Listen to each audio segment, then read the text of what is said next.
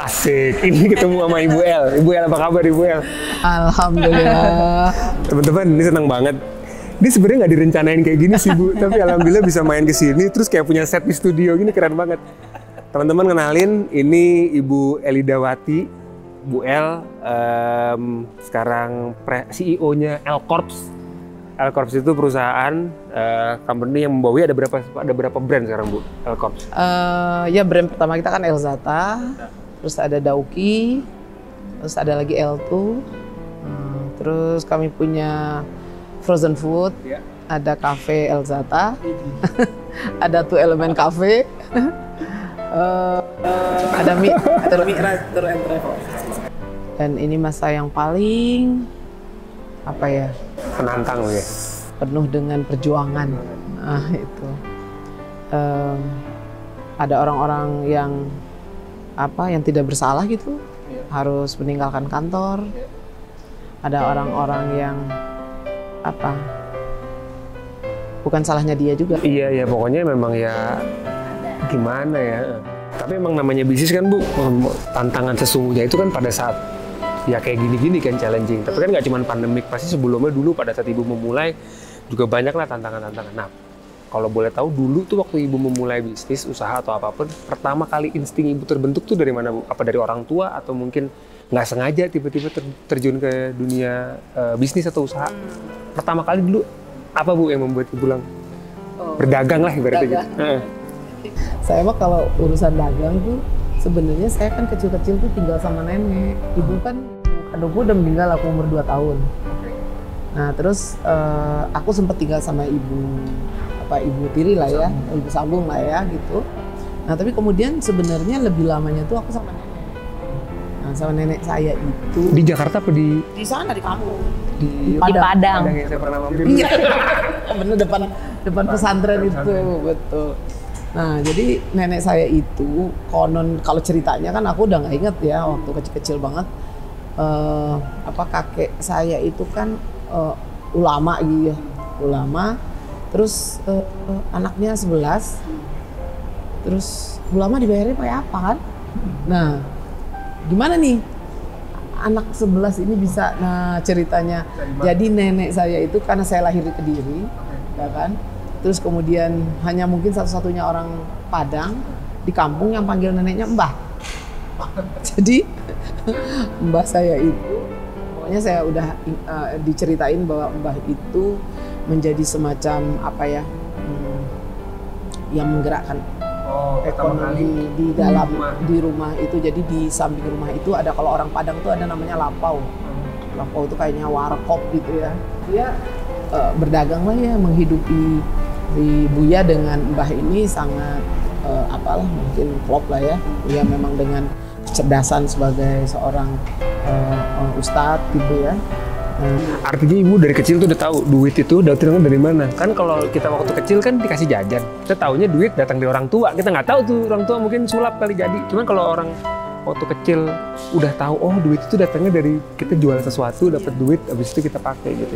Jadi emang saya ke sekolah juga kadang guru-guru saya pesan sao.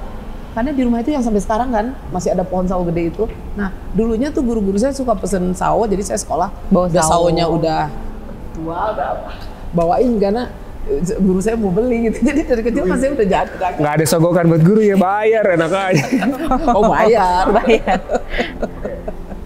Akhirnya itu momen-momen waktu kecil itu membentuk Ibu akhirnya punya bisa menjadi pengusaha di Jakarta. Pertama kali memulai, ini ngomong dari benihnya dulu nih Bu, Elzata tuh awalnya gimana sih Bu? Jadi sebenarnya aku tuh setelah di Bandung sekolah tuh dari SMP, SMA, aku sama sekali nggak dagang. Nggak ada sama sekali kan. Jadi fokus aja sekolah. Di Bandung tuh Bu ya? Di Bandung gitu. Anak Kediri yang gede di Padang. Lahir di Kediri, besarnya di kampung tapi. Sekolah di Bandung. Nah SMP-nya udah di Bandung. Terus ibu saya kan guru ya, tante saya yang udah ngangkat saya anak gitu kan ya. Kita mah disiplinnya disiplin pokoknya jadi yang apa namanya yang pandai, yang apa kan begitulah ya. Kalau di rumah harus Pokoknya saya diajarin disiplin, diajarin bisa masak, diajarin Bisa jahit. bisa Lebih ke arah mana? Semua harus bisa semua. Harus bisa semua. Skill perempuan, makanya sampai diajarin jahit. Karena zaman dulu kan perempuan tuh harus bisa jahit. Ini kan kalau dilihat sama lah kayak beberapa orang pada saat memulai usaha sendiri, kerja sama orang, ya usaha, kerja keras apa segala macam, tiba-tiba punya ide atau mungkin tertarik untuk buka sendiri gitu. Pada saat ibu dulu kerja sama orang sampai akhirnya punya brand sendiri, ngeberaniin dan berani gitu untuk buka sendiri, itu kayak gimana Bu? Ngeberaniin itu gimana? Ngeberaniin. Jadi sebenarnya aku tuh kan ada orang yang hidupnya dengan mimpi dan dia berusaha mencapai mimpinya. Tapi ada orang yang hidupnya mengikuti kemana air Harusnya jalan kita ngikut gitu. Ya, air mengalir kemana dia ngikut gitu kan. Nah, tapi nggak boleh hanyut dong gitu kan ya. Nah, jadi sebenarnya saya tuh bekerja yang tadi awalnya seperti yang udah saya ceritakan, itu akhirnya 21 tahun. Jadi saya bekerja tuh 21 tahun dan memang saya nggak pernah punya sebelumnya nanti saya mau buka usaha apa itu nggak di dalam tahap seperti itu gitu. Sampai suatu waktu di perusahaan lama ini tempat saya bekerja ini, mereka mengeluarkan ide mau regenerasi. Nah, kan kita emang dari bawah, dari nol, udah seperti itu mungkin. Ya, itu perusahaan gede Bu. Dari mulai toko kecil di Ben Hill tadi, dagang di pengajian-pengajian, 20 tahun itu besar banget. Alhamdulillah, kan udah ada juga brand second brandnya macam-macam lah gitu ya, pokoknya udah besar lah ya. Kalau dulu tuh saya mimpinya, orang tua saya tuh kan sempat khawatir gitu beneran mau kerja di sini gitu kan, karena mungkin ngelihat ini apa gitu kan. Terus kan orang tuanya ini mau siar, jadi kan tujuannya mau siar kan, jadi beda kan. Kalau emang bukan hanya sekedar bisnis kerja untuk membangun bisnis, tapi bagaimana untuk siar gitu kan. Nah, jadi orang tua saya alhamdulillah memahami itu dan kemudian ya udah jalan kan. Nah, gitu. Nah, ternyata bekerjanya selama 21 tahun dan kemudian ada ide regenerasi. Nah, di situ kemudian saya mengambil posisi saya nggak mau ngapain. Saya pensiun aja, duduk manis aja atau mau ngapain. 2011 saya ngobrol tentu dengan suami, dengan anak-anak, karena anak-anakku udah pada besar-besar. Insya Allah nggak ada satupun yang kurang kalau ibu tidak bekerja, gitu kan, ibu. Nah, tapi ibu ini 21 tahun loh menggeluti dunia hijab ini, ya kan. Jadi jarang juga kayaknya ada orang yang konsisten di situ, gitu kan. Jarang perempuan dan otodidak gitu. Nah, akhirnya ya kita bersepakat lah ilmu yang saya pengalaman itu gimana caranya bisa memberi manfaat. Nah, itu mau ngapain, mau kerja lagi tentu enggak gitu ya. Akhirnya di situ kita memutuskan saya mau berusaha. Nah, terus mau berusaha memang ada persiapan di 2011 itu, tapi kemudian secara formalnya itu di 2012 lah sebenarnya saya mau mulai usaha gitu. Cuman waktu itu lebih berpikir gini, saya kan udah nggak seperti 10 tahun sebelumnya. Dalam hal apa Bu? Dalam hal energi. Itu umur berapa Ibu berarti? 47. 47 Ibu baru mulai usaha. 47. Tuh, berarti nggak telat Bu ya? Nggak telat. Maksudnya gini. Jujur ya Bu, saya nih umur tahun ini baru 38. Tapi kadang-kadang self-doubting tuh ibaratnya kita meragukan diri sendiri. Lihat yang lain kayaknya udah sampai di mana, karena anak sekarang Tika sama teman-temannya udah mulai bisnis dari umur berapa Tik? Enggak, belum lah. Yang lain. Ada betul. Iya. Banyak banget sih. Ada anak umur 19 tahun aja udah jadi miliarder kan. Nah, begitu kita mau mulai, aku mau mulai gitu, ngerasa tuh ada rasa kayak gue udah telat deh gitu. Itu nggak ada Bu ya? Untuk mulai sesuatu tuh? Enggak, saya cuma mengukur diri saya. Dulu saya lakukan semuanya itu, ada orang produk, terus ada saya. Gitu kan, awalnya tuh begitu aja, terus ada yang ngebantuin kan. Nah, tapi sekarang kayaknya nggak bisa gitu. Nggak mungkin salesnya saya masih kemana-mana nyari gitu. Jadi memang dari awal saya dengan orang produk, terus dengan orang sales. Dari awalnya itu. Jadi udah ketika oke, jalan kita, nih langsung ada nih, gitu. Nah terus saya juga berusahanya nggak sendirian kan, ajak beberapa teman. Jadi beberapa teman, jadi kita berempat. Makanya kalau ngelihat kan ada 4 perempuan. Malah waktu itu saya bilang, oke, kita nggak usah mimpinya gede-gede, ya kan? Kita kalau mau beriklan hanya sekali dalam 2 bulan di majalah, gitu kan? Dulu kan ada majalah-majalah. Pertimbangannya apa? Karena budget produksi. Saya nggak kepikir aja gitu kalau kita akan kayak gini, akan besar, akan nggak punya dream kayak begitu gitu. Terus urgensinya apa, Bu? Urgensinya kan aku ya maksudnya masih ibaratnya masih punya kemampuan, ilmu banyak, kesempatannya ada. ya sebenarnya Tidak ada ini kata apa tidak, ya, gitu. the real woman empowerment gitu. Maksudnya kan orang ada yang pada saat dia memulai usaha, ada yang karena urgensinya, karena memang tiba-tiba entah dirumahkan, di PHK apa segala macam, atau mungkin dia nggak ada pilihan lain, ibaratnya hidup mati di situ. Tapi ibu ibaratnya nggak aja kan, tadi ibu bilang nggak usaha aja sebenarnya aman-aman aja. aman aja kan, kita punya ayah, penghasilannya juga sebenarnya cukup untuk kita. Kita kehidupan juga nggak yang gimana-gimana. Iya cukup. Cuma gitu. mungkin kita kalau bisa nih dari kehidupan kita sebulan membantu orang 5, mungkin nanti jadi 3 gitu. Nah kita kan harusnya membantu orang lebih banyak kan. Tuh, itu saya setuju. Itu aku ngomong sama anak-anak. Artinya nggak ada orang yang memulai bisnis karena margin oriented. Emang dia orientasinya karena cari cuan. Tapi ada orang memulai bisnis karena dia punya kemampuan, orientasinya karena apa bilangnya, nggak mau ngebantu, Ya, mau bermanfaat. memberikan manfaat, memang memberikan manfaat. Jadi aku kan sebenarnya punya pengalaman nih, gimana pengalaman saya ini sebenarnya bisa memberi manfaat buat banyak orang gitu. Awalnya memang orientasinya begitu. Ini sebenarnya ada satu pertanyaan nih. Tapi sebelumnya saya mau tahu, oke, ini buat ada juga kan beberapa teman-teman nih, semuanya yang memang pengen mulai. Apa sih Bu kira-kira yang dia bukan harus punyain ya? Pertanda bahwa kayaknya lo udah bisa memulai sesuatu deh. Lo udah bisa memulai suatu bisnis baru, ya move. Ini kalau ibu udah dunia fashion, mungkin juga di dunia fashion lah. Entah misalkan punya pengalaman kah, punya modal kah, punya teman kah. Kira-kira ciri-ciri orang yang emang kayaknya udah harus mulai deh. Harus mulai deh. Apa Bu kira-kira? Ciri-ciri orang untuk memulai. Iya. Untuk memulai usaha gitu Iya. ya. Kalau dia mengalami titik jenuh, dia harus mikir. Dia harus mikir, sebenarnya saya mau ngapain ya? Oke. Kalau saya selama ini bekerja, mungkin ada baiknya dia berpikir untuk berusaha. Tapi kalau saya berusaha, saya nggak bisa kayaknya. Tapi kan dari diri kita tuh ada yang kita bisa. Apapun itu. Di dalam usaha itu memang usaha harus ada yang ngerti keuangan, di usaha ada yang ngerti jualannya, ada yang harus ngerti bikin produknya gitu kan. Tapi kan nggak mesti kita sendiri. So kita kan bisa bareng-bareng gitu kan. Ada yang dari sisi finansial dia yang backup, dari sisi iya untuk finansialnya, atau dia yang ada yang dari sisi dia bisa bikin produk tapi nggak punya ide, dia bisa bekerja sama dengan desainer kan, gitu. Ada yang sebagai ide bikin produk tapi nggak bisa bikinnya, ya bisa kerja sama vendor untuk bikin produknya gitu loh.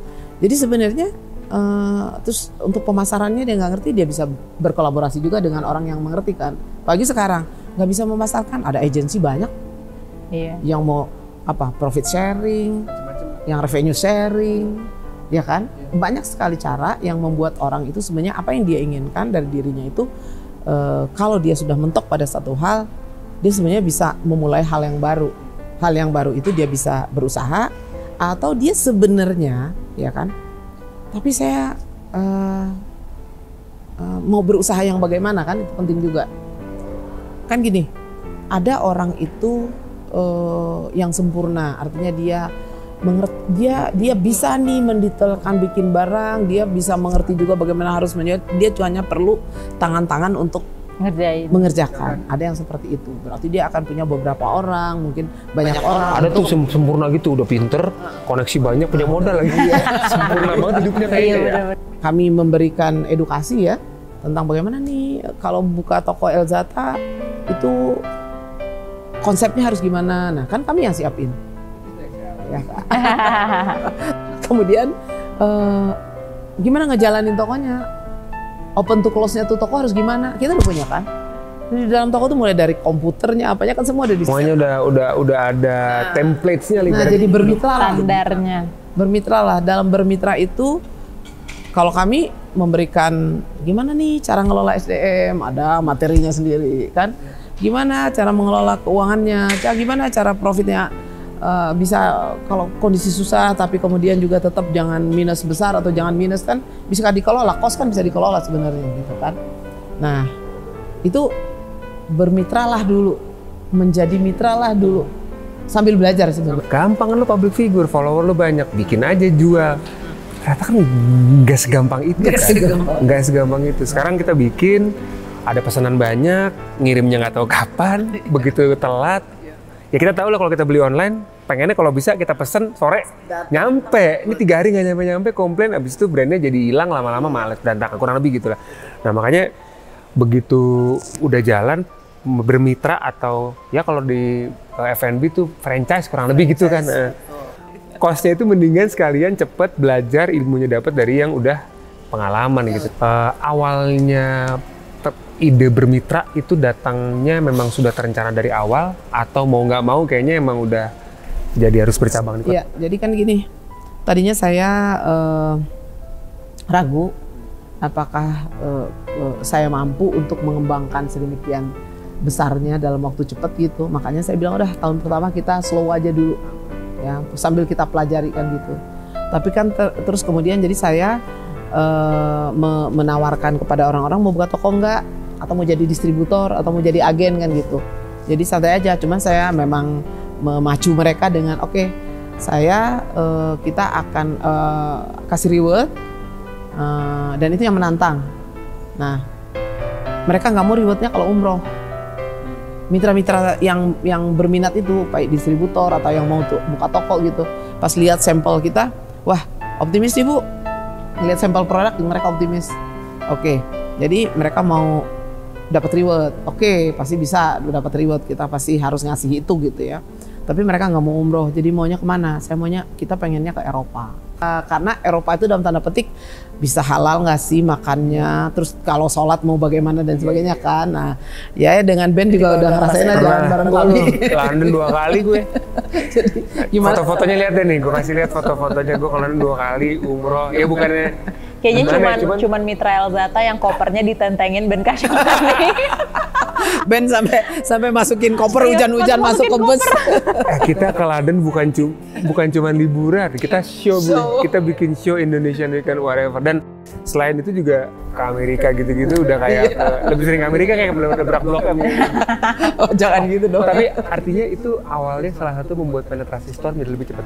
Itu yang menarik mereka itu adalah rewardnya itu, karena rewardnya nggak biasa. Biasanya kan rewardnya kasih umroh atau kasih apa gitu. Kalau ini kan emang rewardnya tuh jalan-jalan, dan si jalan-jalannya itu ke Eropa, dan saya juga bikin jalan-jalan ke Eropanya itu berbeda dengan orang lain karena yang ngelitnya harus saya langsung gitu. Ini balik lagi ngomongin store nih Bu. Ibu taunya pertama kali, kan Ibu awalnya nggak berencana, jangan tinggi targetnya, terus tiba-tiba hit. Momen dimana Ibu ngerasa ini kayaknya bakalan gede banget ya. Pertama kali ngerasa si Elzata ini kayaknya. Ya, tadinya nggak mau gede-gede banget kan, makanya aku target aja aku tuh nggak mau segitu gitu. Yang saya tahu kalau produk itu bagus, begitu di cloning juga dia akan terjual bagus. Tapi kalau di dalamnya jelek, manajemennya jelek, cash flow-nya jelek, begitu diperbanyak, itunya pun juga akan tertular gitu Bu. Nah, gimana caranya Ibu bikin gini? Keberanian untuk membuka itu, apakah Ibu benerin dulu dalamnya sampai buka lain, atau buka aja dulu banyak? Iya, kan buka ini bukan kami juga. Buka ini kan mitra-mitra yang buka. Jadi kenapa kita cepet banget? Karena bukan hanya kami, tapi juga mitra. Nah, dan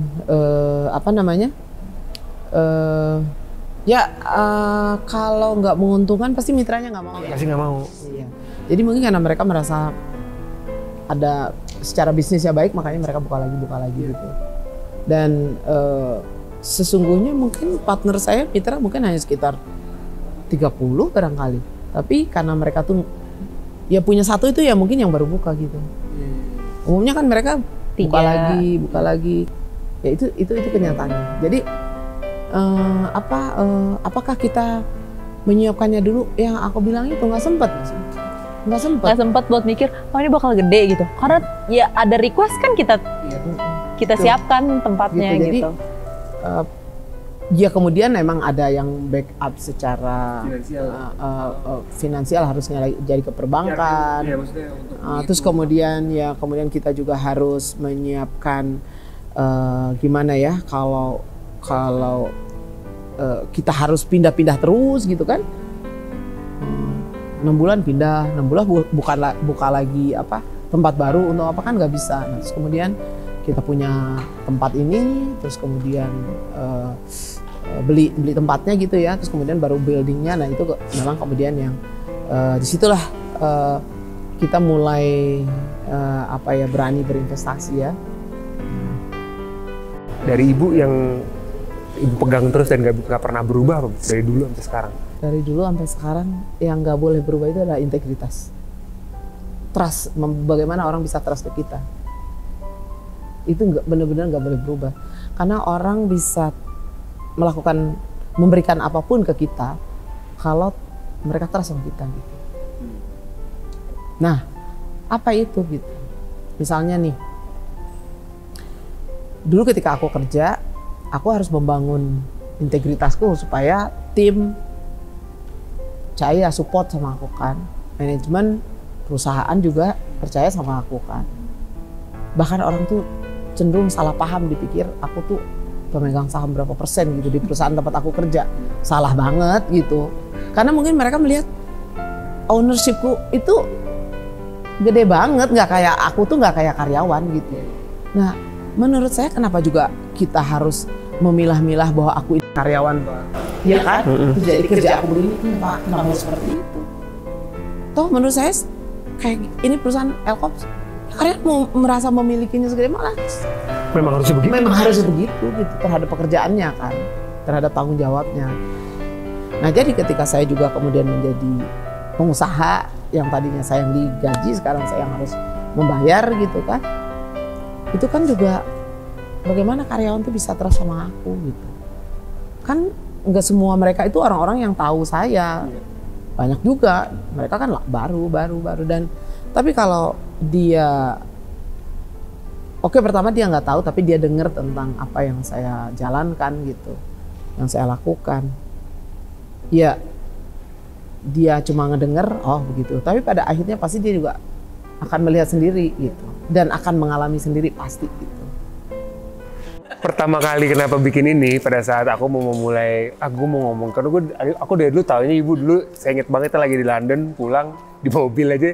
Ini pertama ini kesempatan gue nanya sama Bu Elida nih.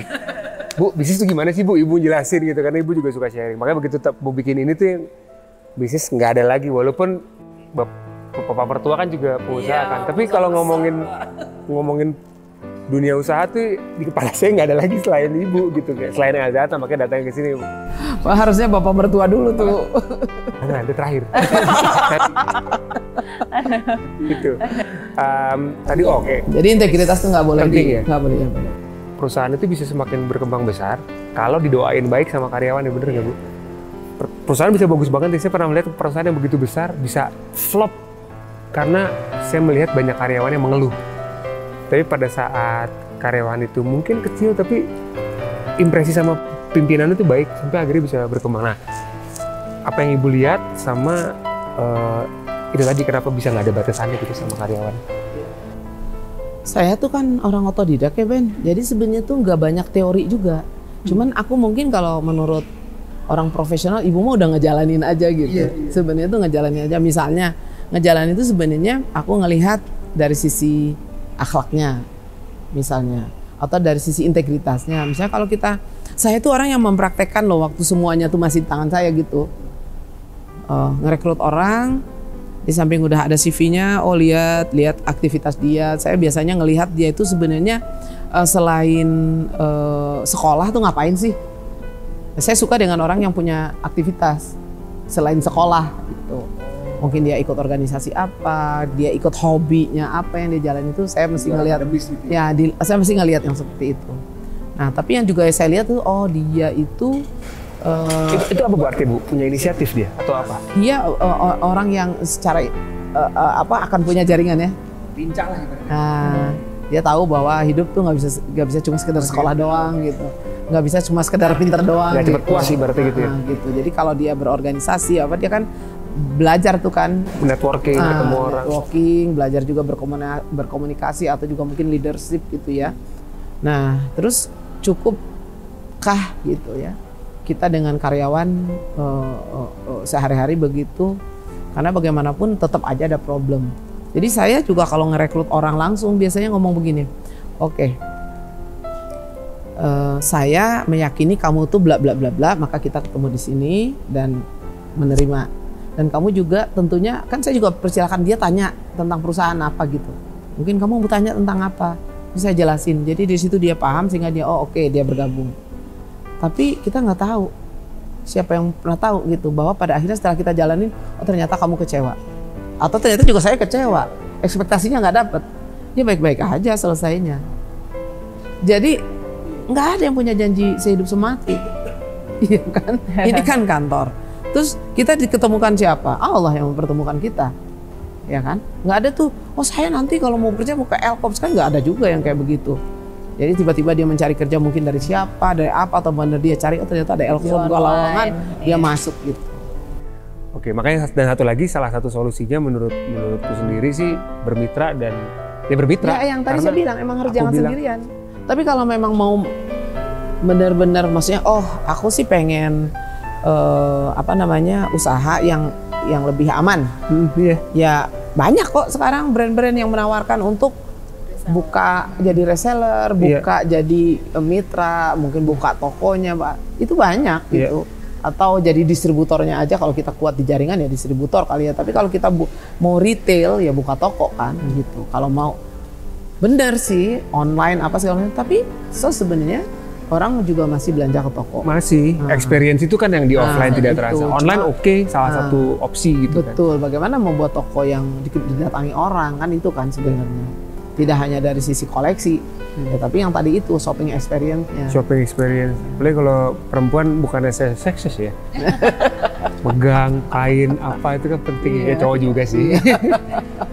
Bu, ini kalau diterusin, ini seharian sih kan saya panjang banget. Banyak banget ceritanya. Panjang banget ceritanya. Tapi aku yakin suatu saat akan balik lagi ke sini untuk banyak ngobrol, karena ibu udah kayak keluarga lah buat saya. Tika juga udah kayak adik lah sendiri. Apa gue ngaku-ngaku ya? Tika, Ibu El, makasih banget. Aduh, thank you banget Ibu udah sedia saya datang ke sini. Nanti kita bisa ketemu lagi. Teman-teman, thank you banget udah ikut ngobrol-ngobrol. Tadi juga udah sebelumnya keliling-keliling dari ini dari Elkops Building ini. Ada tempat kayak buat sewain juga bisa kayaknya. Thank you teman-teman, kita ketemu lagi di B2B Belajar Untuk Bisnis berikutnya. Thank you Bu. Assalamualaikum. Thank you banget Bu.